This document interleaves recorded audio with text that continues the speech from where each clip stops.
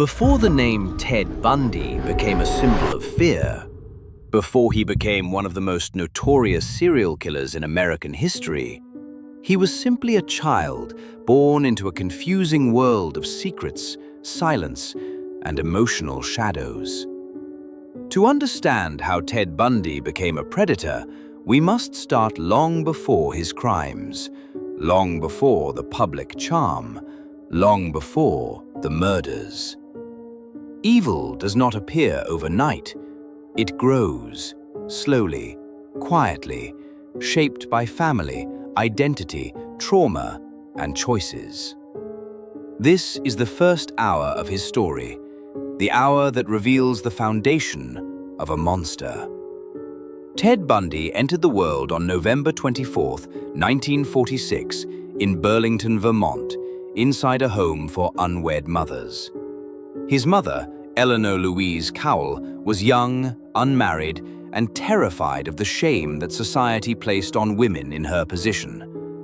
In 1946 America, single motherhood was heavily judged, nearly unforgivable by many families. To protect Eleanor, her parents, Ted's grandparents, made a decision that would shape Ted's entire life. They would raise him as their son, not their grandson.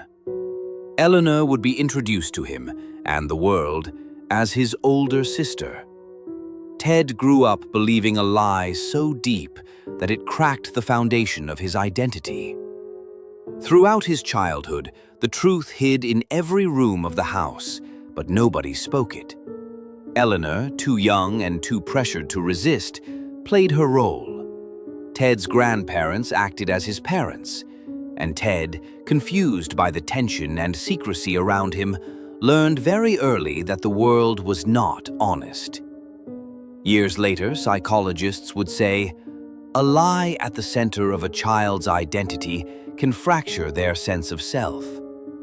That fracture would grow. The Cowell household in Philadelphia was not a peaceful place. Ted's grandfather, Samuel, was strict, controlling, and by some accounts, volatile. Multiple relatives described him as a man with a violent temper. Some stories say he abused animals. Some say he hit family members. Some say he argued constantly with neighbors. Ted was a quiet observer, a young boy absorbing the emotional storms around him, learning lessons that should never be taught.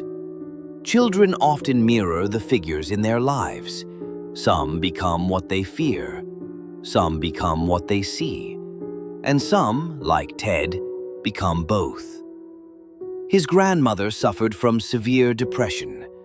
Ted often saw her retreat from the world, overwhelmed by emotional pain she could not express. Her sadness carved another shape into Ted's young mind, the idea that emotions were dangerous and should be hidden. Between a violent grandfather and a fragile grandmother, Ted learned two truths. Power came from control. Weakness came from vulnerability. These beliefs followed him into adulthood and shaped his behavior with terrifying precision. When Ted was 4, Eleanor made a life-changing decision. She left Philadelphia, taking Ted to Tacoma, Washington, where she hoped to build a fresh start. There, she met a man named Johnny Bundy, a quiet, hard-working cook. Johnny married Eleanor and adopted Ted. Ted finally had what looked like a normal family life. A new father, new siblings, a new home. But Ted rejected it. Johnny Bundy tried to involve Ted in family activities, sports, and church events. He offered kindness, but Ted viewed him as inferior, uneducated, not successful, not the kind of father he wanted. Ted wanted a father with wealth, sophistication, education, the opposite of Johnny. He refused to bond with him.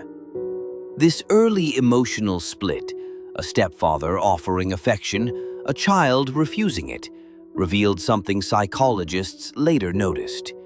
Ted wanted control in relationships, not connection. If he could not admire you, he could not accept you. If you could not elevate his ego, you became invisible to him. This pattern would define his personal relationships and the way he viewed his victims. As Ted entered elementary school, teachers noticed he was bright, unusually bright. He could read early, understand complex ideas, and memorize information easily. But his intelligence did not bring him friends. Ted struggled socially. He didn't fit in. He didn't understand the emotional give and take of normal childhood friendships. He was polite but detached, present but distant, and beneath the surface, darker signs were growing. Ted became fascinated with detective magazines, stories of kidnappings, photos of women in danger, and violent content. He scavenged garbage cans and old boxes looking for images of women being tied up or harmed. These images triggered fantasies he didn't understand, fantasies of power, control, dominance. These early fantasies were the sparks of something dangerous, but Ted learned to hide them. That was one of his earliest talents, concealment. From a young age, Ted Bundy mastered the art of looking normal while feeling abnormal. Ted's teenage years were a turning point. On the outside, he was growing into a polite young man, well-dressed, intelligent, soft-spoken. On the inside, he was becoming two different people. The first side, a charming, intelligent boy who wanted to be admired. The second side, a secret world of fantasies growing more vivid, more disturbing, more powerful. Ted began experimenting with manipulation. He stole ski equipment and forged lift tickets, not because he needed to, but because he enjoyed outsmarting people. The thrill of deception excited him. He wasn't stealing for survival, he was stealing for superiority. This was the beginning of his psychopathic rehearsal period, a phase where small violations slowly trained him for far bigger ones. Psychologists would later identify this as early antisocial behavior. Ted didn't follow rules because they didn't apply to him, in his mind. Around the age of 14 or 15, Ted made a discovery that shattered his world. He learned that the woman he thought was his sister was actually his mother. Family documents, birth certificates, or perhaps whispered conversations, the exact method of discovery varies. But the result is certain. Ted felt betrayed. The foundation of his identity cracked. He felt like his entire childhood had been a lie. Some people recover from such trauma through conversation, therapy, or emotional support. Ted didn't. He shut down emotionally. He learned a crucial belief: people cannot be trusted. Only manipulation gives control. This belief would drive his adult life, relationships, and crimes. Ted attended the University of Washington, majoring in psychology. Ironically, he excelled in the study of human behavior. He learned how emotions worked, not to feel them, but to mimic them. He studied empathy, fear, manipulation, interpersonal attraction. He copied behaviors like an actor studying a role. Around this time, Ted began dating a woman we'll call Stephanie Brooks, a pseudonym. She was elegant, wealthy, confident, everything Ted felt he lacked. Stephanie became a symbol of the life he wanted, but their relationship ended when she realized Ted had no clear direction or ambition. Her rejection devastated him. It also awakened something dark and stubborn in him, a need to prove himself powerful, a need to dominate, a need to take back control of rejection through fantasy. Surprisingly, Ted entered politics. He worked on Republican campaigns, assisted important politicians, and even attended political events where he was praised for his intelligence and charm. Here, Ted learned something essential. If you are charming, people stop asking questions. He discovered the power of confidence, eye contact, a warm handshake, a well-timed compliment, and appearing helpful. These tools would later become weapons. Bundy realized that charisma could hide anything, even evil. Before Bundy committed a single murder, experts believe his mind had already formed the blueprint: a fractured identity, a need for control, lack of empathy, growing violent fantasies, a talent for manipulation, a belief he was superior. These traits, combined with personal rejection, built a psychological storm. Bundy learned to blend into society, to appear normal, to smile convincingly, to sound trustworthy. But beneath the charm was a growing appetite for dominance and violence. In the early 1970s, Ted attempted to reconnect with Stephanie. He dressed better. He acted more confident.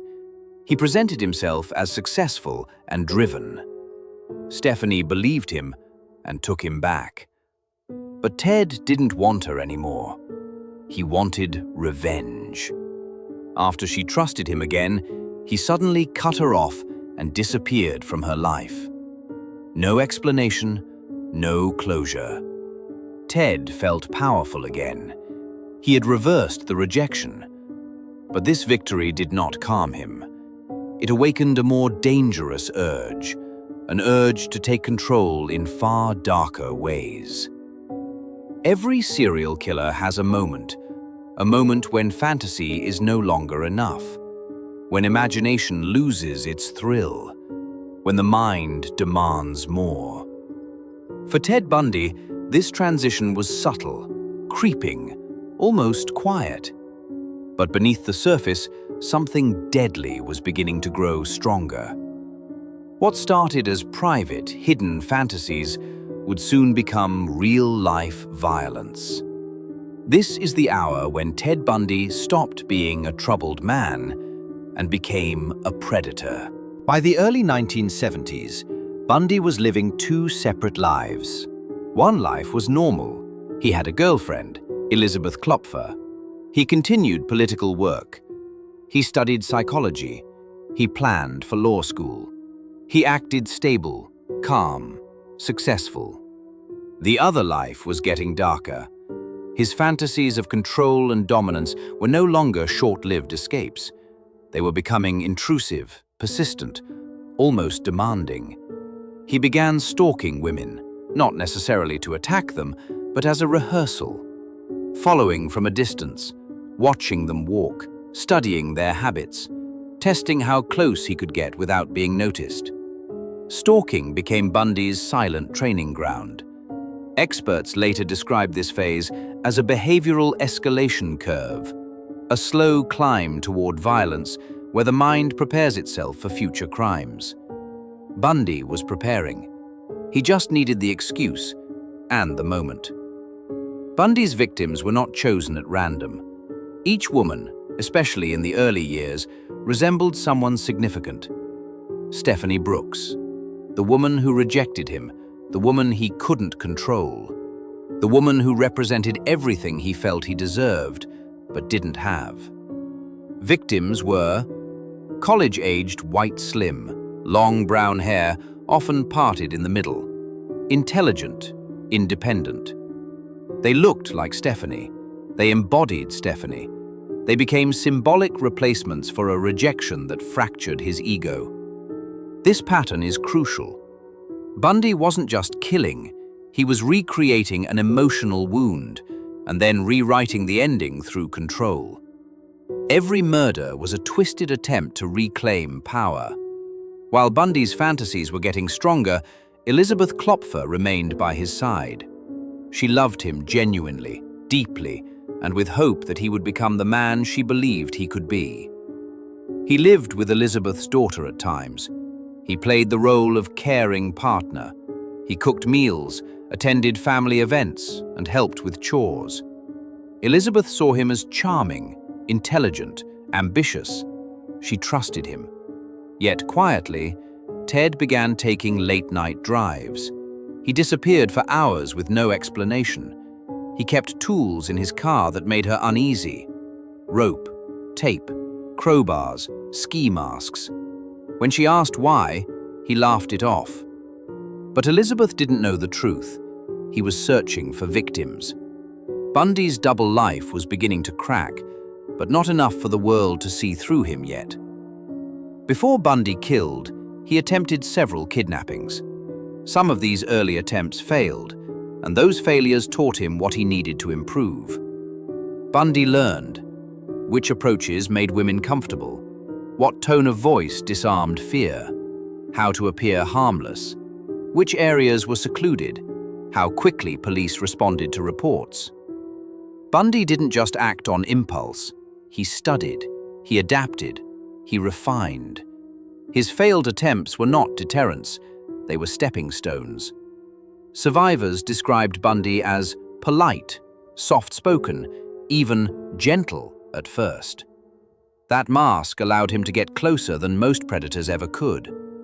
But it wouldn't be long before he made his first lethal move.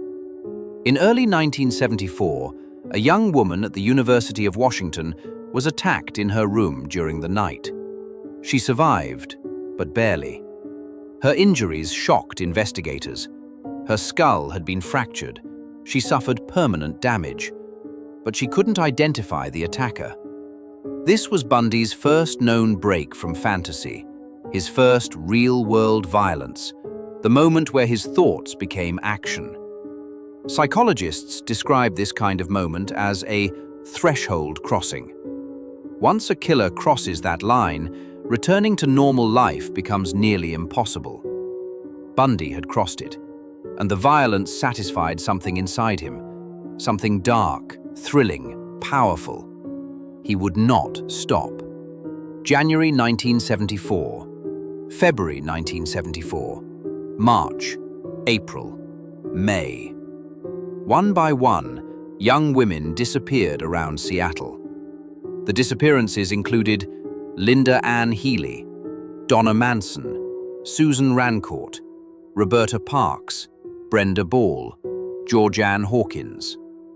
Each case shared the same characteristics. A college-aged woman, alone, vanishing without a trace. Police were baffled. Families were desperate. Fear began spreading across campuses, but still, no one suspected a friendly, intelligent law student. Bundy developed a technique so effective that it remains one of the most studied predator strategies in criminal psychology. He used deception. Bundy pretended to be injured, wearing a fake cast or sling. He asked a woman for help. "Can you help me carry something to my car? Could you help me load my sailboat? I hurt my arm. Can you help me lift this?" Most people want to help. Most people don't suspect danger. Bundy used kindness as his weapon. Victims dropped their guard because empathy made them vulnerable. Bundy understood this. He exploited it. Once he got them near his Volkswagen Beetle, the trap closed. Bundy's car became an extension of his crimes. A beige 1968 Volkswagen Beetle. Small, ordinary, unremarkable. But inside, he modified it. Removed the passenger seat, installed restraints, stored tools, kept a crowbar within reach. The Beetle became a mobile hunting ground, a place where victims lost control and Bundy gained it. Psychologists describe this as a control environment. Bundy's car was his stage, his trap, his zone of dominance. Investigators later said the car itself was a crime scene. While Bundy was abducting women, he continued dating Elizabeth Klepfer. He visited her family. He held her daughter. He slept peacefully beside her at night. Elizabeth had no idea that while she dreamed next to him, Ted was thinking about murder. Two worlds, one man. A splitting of conscience so severe that many experts believe Bundy had developed psychopathic compartmentalization, the ability to separate emotions and actions so cleanly that guilt simply didn't exist. He wasn't acting. He was living a double life with total ease. By spring of 1974, witnesses began reporting something unusual. A man named Ted. He was described as polite, good-looking, well-dressed, driving a Volkswagen, wearing a cast, asking women for help. Investigators didn't know it yet, but they were receiving the first pieces of a puzzle that spanned multiple states. But the truth was still far away. No one believed a man like Ted Bundy, charismatic, intelligent, articulate, could be behind such brutal crimes. Bundy counted on that. July 14, 1974. Lake Sammamish State Park. A sunny Sunday afternoon with thousands of people enjoying the water. Bundy approached at least 5 women that day, confident, calm, smiling, wearing a fake cast.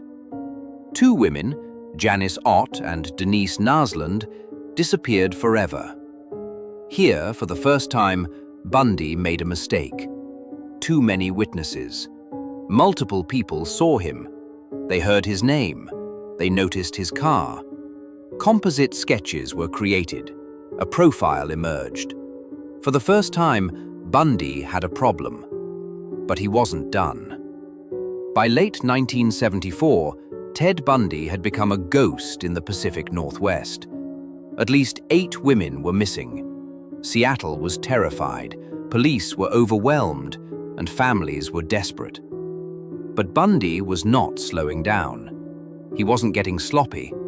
He was evolving. And when a predator evolves, the hunt becomes harder. Ted Bundy knew investigators were getting closer, too close. So he did what predators do when the environment becomes dangerous. He moved. Hundreds of miles away to start the cycle again.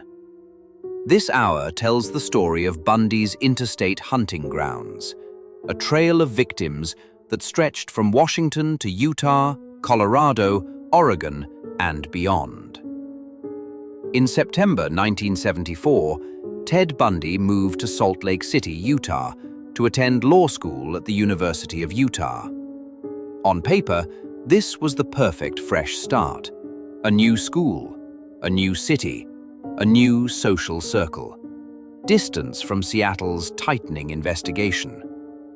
Bundy wanted to reinvent himself again. To classmates, he was intelligent but aloof.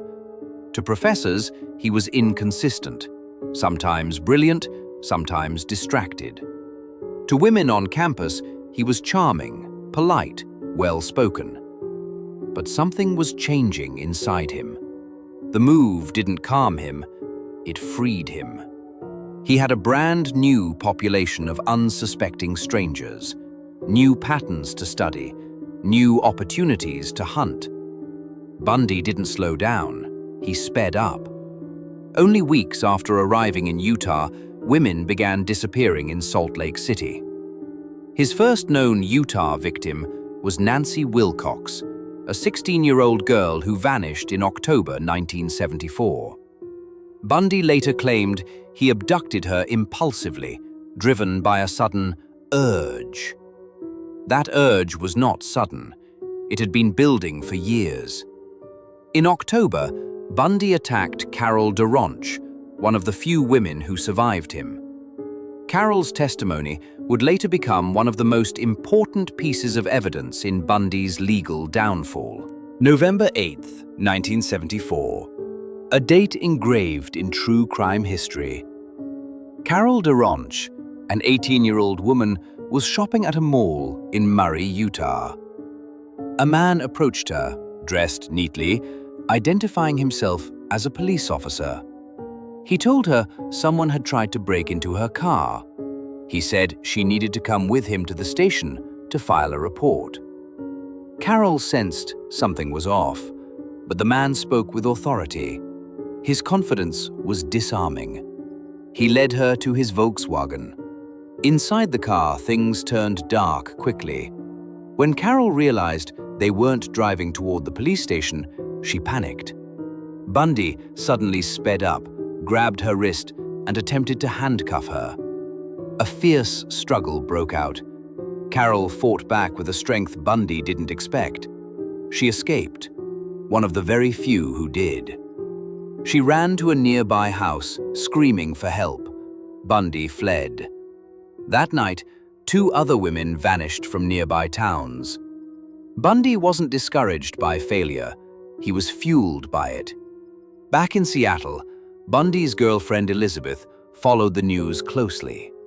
She saw reports of a suspect named Ted who drove a Volkswagen, was handsome, was polite, asked women for help, matched the description perfectly. Her heart sank.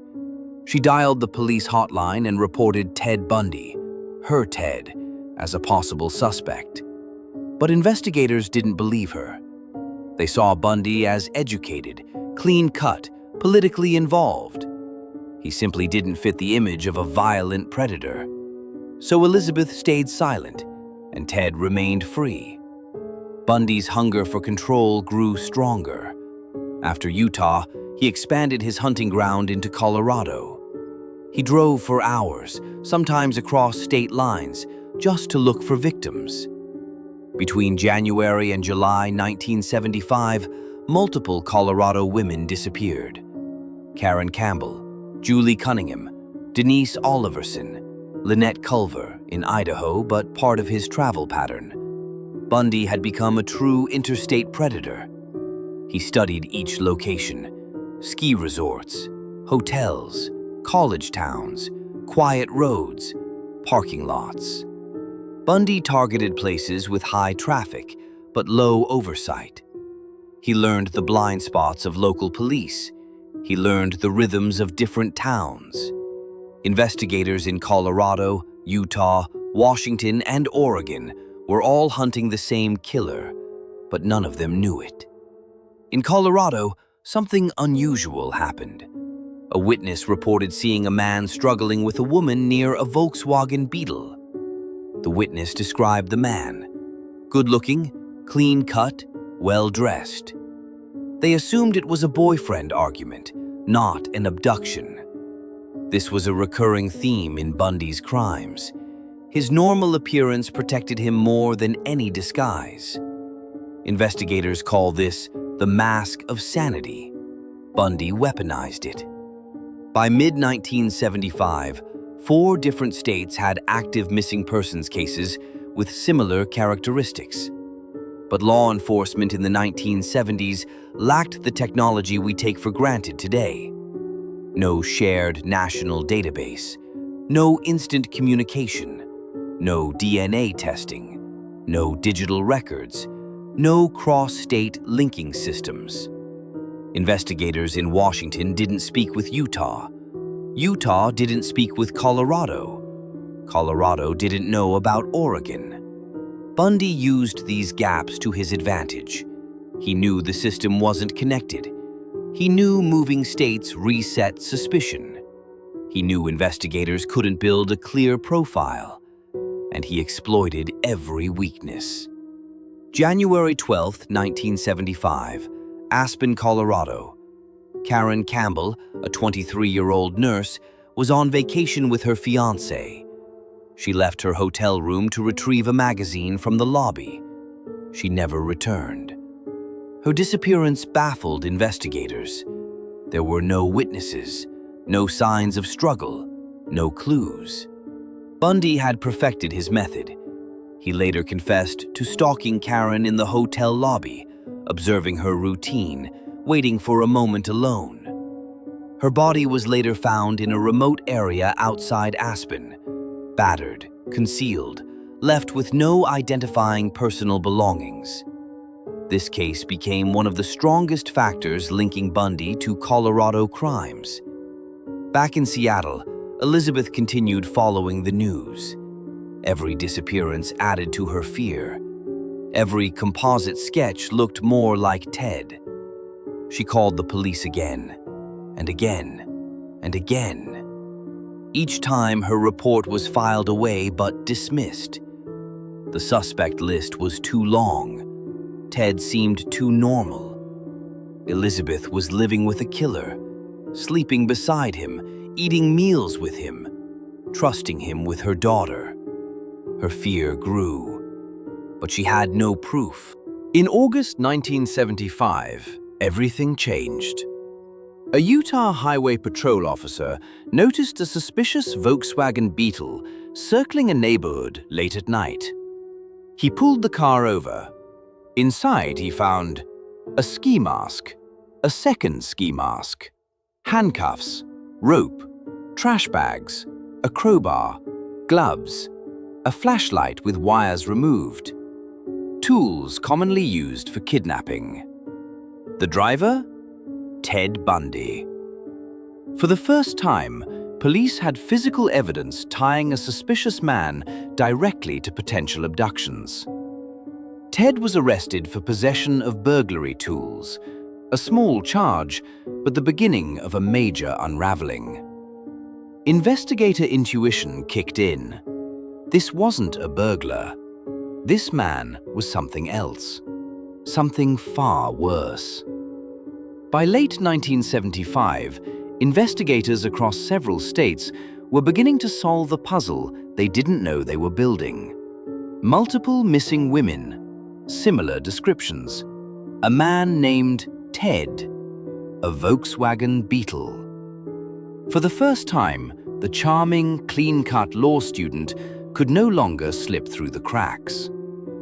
Ted Bundy, the man who had hidden behind politeness and intelligence, was finally facing exposure. But Bundy was not ready to be caught. He refused to let the mask fall. This hour tells the story of how Ted Bundy was arrested, how he escaped, not once, but twice, and how he unleashed one of the most terrifying rampages in American history. August 16, 1975. Granger, Utah. A highway patrol officer noticed a suspicious tan Volkswagen Beetle circling a residential neighborhood. The driver sped away when the police car approached, a small but telling sign. The officer followed. When he pulled the Beetle over, the man inside was calm, polite, and well-spoken. His name? Ted Bundy. But inside the car, the officer found a ski mask, a pantyhose mask, handcuffs, a crowbar, rope, an ice pick, trash bags, a flashlight modified to attach restraints. These were not burglary tools. These were kidnapping tools. Bundy offered explanations for each item, smooth, rehearsed lies that might have worked if investigators weren't already linking the Utah attacks to Washington. This wasn't enough to charge him with murder, but it was enough to make Ted Bundy a suspect for the first time. The mask had been cracked, just slightly, but Bundy felt it, and he panicked. Police had the tools, they had the suspicions, but they needed a witness.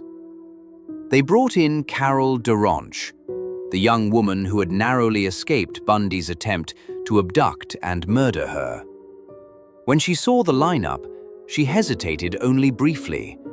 Then she pointed directly at Ted Bundy. Her voice was steady. "That's him."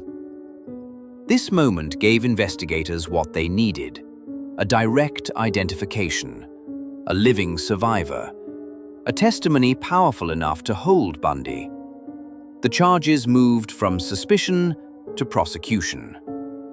Bundy, however, remained unfazed, calm, polite, smiling. Inside, he was calculating. He believed he was smarter than everyone. He believed he could talk his way out of anything. He believed he would not be caught. But for the first time, Ted Bundy was behind bars. Bundy was charged with aggravated kidnapping in the DarkenRealm case. He insisted he was innocent. He insisted everything was a misunderstanding. He insisted he was being framed. In jail, Bundy requested access to law books, case documents, and a typewriter. He would represent himself. He believed he understood the law better than trained attorneys. To prosecutors, this was arrogance.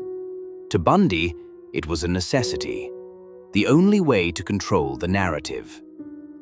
But Bundy wasn't studying law for justice.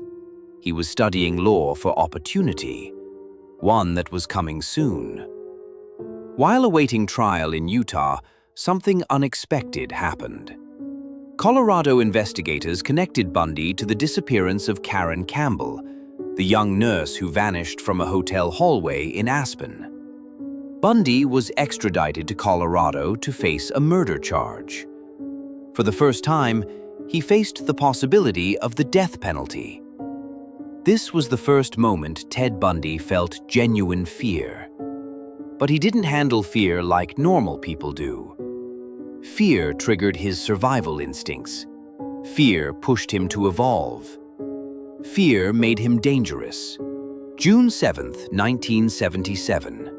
Aspen, Colorado. Bundy was allowed to use the courthouse law library, alone. No handcuffs, minimal supervision. Officials underestimated him, believing a respectable law student wouldn't attempt anything reckless. But Ted Bundy had been planning. When an officer looked away, Bundy walked calmly to the second-story window and jumped. He sprinted into the mountains. The escape lasted 6 days. He survived by stealing food, clothes, and cars. But he didn't understand the rugged terrain, and exhaustion forced him to come down from the mountains.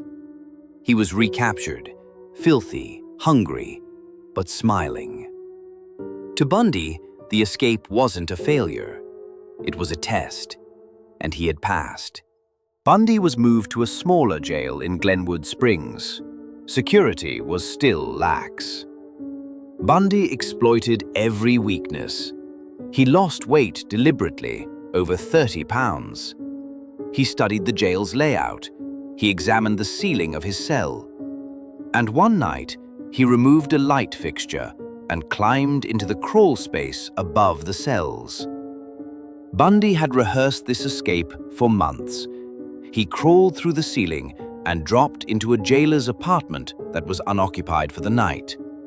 He put on stolen clothes, walked out the front door, and vanished. By the time guards noticed he was gone, Bundy was already miles away. This escape destroyed any belief that Bundy was merely a clever suspect. He was now a fugitive with nothing to lose. Bundy stole cars. He hitchhiked. He used aliases. He forged IDs.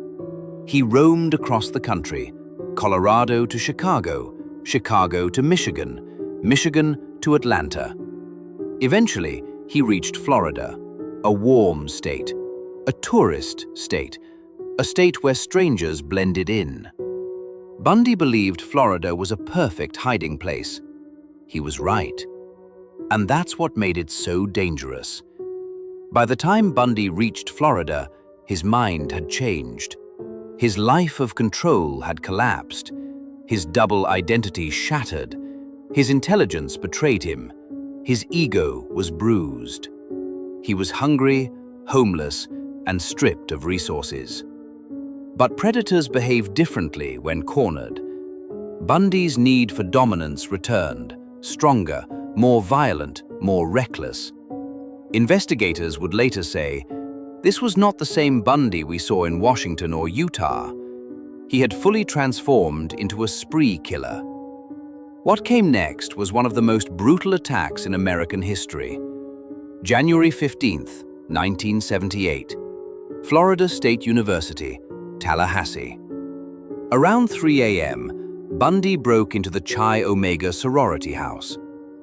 What happened inside lasted only 15 minutes, but those minutes were filled with unimaginable violence.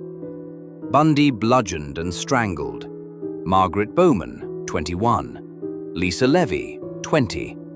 He attacked 2 more women, Karen Chandler, Kathy Kleiner. Both survived, but with devastating injuries. Bundy left behind a violent crime scene unlike anything investigators had seen before. There was no calmness, no planning, no removal of evidence. This wasn't methodical Bundy. This was desperate Bundy. The predator was slipping, but he wasn't done. 3 weeks later, in Lake City, Florida, Bundy abducted 12-year-old Kimberly Leach, a middle school student. This was Bundy's youngest known victim. Her disappearance shook the community, sparking a massive search. Her remains were found months later in a rural area. This crime alone guaranteed Bundy would face the death penalty. Ted Bundy had crossed every moral line. He was spiraling, and soon he would be caught. February 12, 1978. Bundy was stopped by a Pensacola police officer for driving a stolen vehicle. Bundy fought. He tried to escape. He kicked. He clawed. He refused to give his name. Finally, the officer subdued him. Bundy said one sentence that revealed everything. "I wish you had killed me." He knew it was over. He knew Florida would not let him escape. He knew the evidence against him was overwhelming. Bundy's reign of terror had ended. But his manipulation, his lies, his arrogance, those were only beginning. By 1978, Ted Bundy had transformed from a hidden predator into one of the most hunted criminals in America. His final arrest in Florida marked the beginning of the end, but Bundy wasn't finished playing games. He tried to outsmart the courts. He tried to manipulate witnesses. He tried to charm the public. He even tried to rewrite his own story. But the evidence was overwhelming. The survivors were determined, and the truth was finally catching up to him.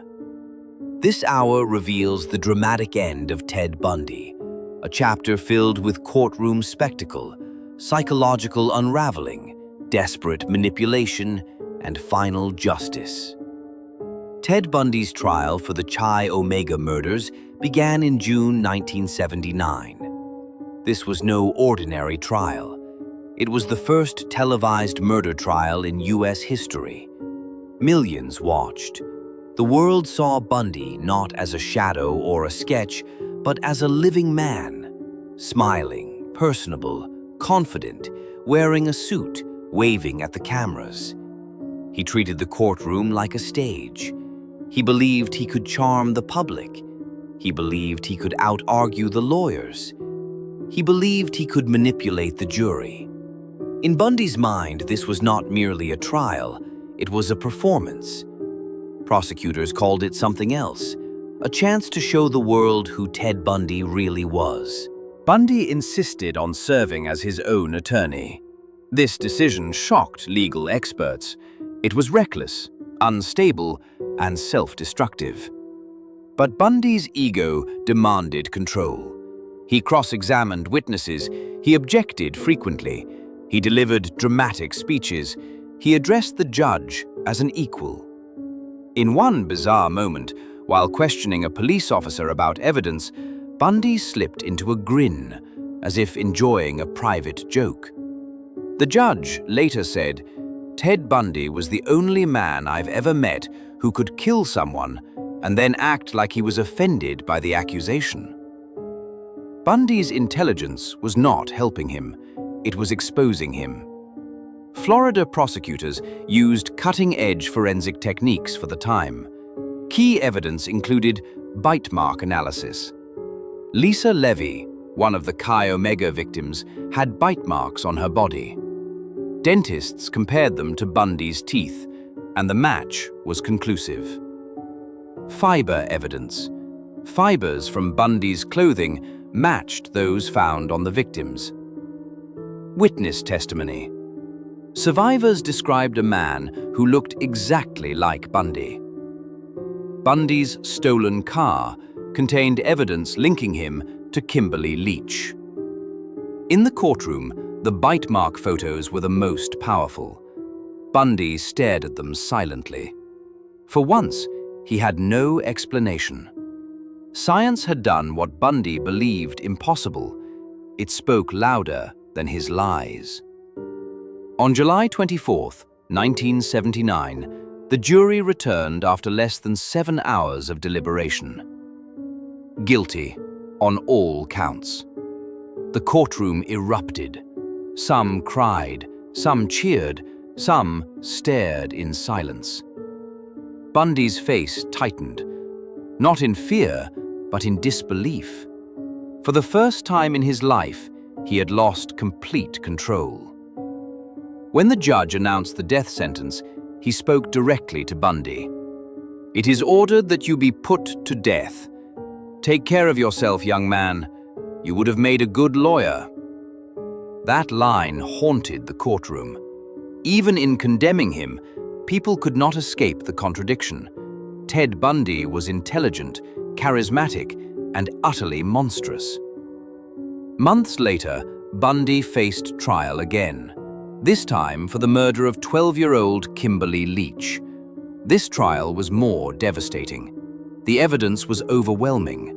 Fibers, witnesses, car tracks, clothing, Bundy's suspicious behavior on campus. Bundy acted more desperate, more unstable, more chaotic. During the penalty phase, Bundy did something no one expected. He used a legal loophole to marry his girlfriend, Carol Ann Boone, right there in the courtroom. He asked her a series of questions on the stand that constituted a legal proposal. She said yes. He said he accepted. Under Florida law at the time, this was enough. The courtroom exploded in shock. Bundy believed the marriage would humanize him. It didn't. He was sentenced to death again. Bundy was moved to Florida State Prison to await execution. Death row changed Bundy, but not in the way people expected. He gave interviews, tried to blame pornography for his violence, claimed he was addicted to dark urges, wrote letters, studied law, manipulated reporters, continued to lie to everyone. He even fathered a child with Carol Ann Boone during a prison visit. The details remain unclear, but rumors point to bribed guards and smuggled opportunities. Carol eventually left Bundy when she realized the truth. He was guilty. He was dangerous. He was incapable of love. Bundy's charm finally failed him. In January 1989, Bundy realized he was out of time. His execution was set. There would be no more appeals. So he did what he always did. He tried to negotiate. He offered information, confessions, details, a complete list of victims, but only if the execution was delayed. Investigators refused. Bundy began confessing anyway, not out of remorse, but because he wanted to stay alive a little longer. He confessed to at least 30 murders. Experts believe the real number is far higher, possibly 80 or more. Bundy never gave a full list, never gave full closure. He kept secrets until the end, because secrets for Bundy were power. January 24, 1989, Florida State Prison. Crowds gathered outside chanting, "Burn Bundy, burn!" Reporters filled the streets. TV cameras pointed at the prison gates. This was a national event. Inside, Bundy spent his final hours with a minister.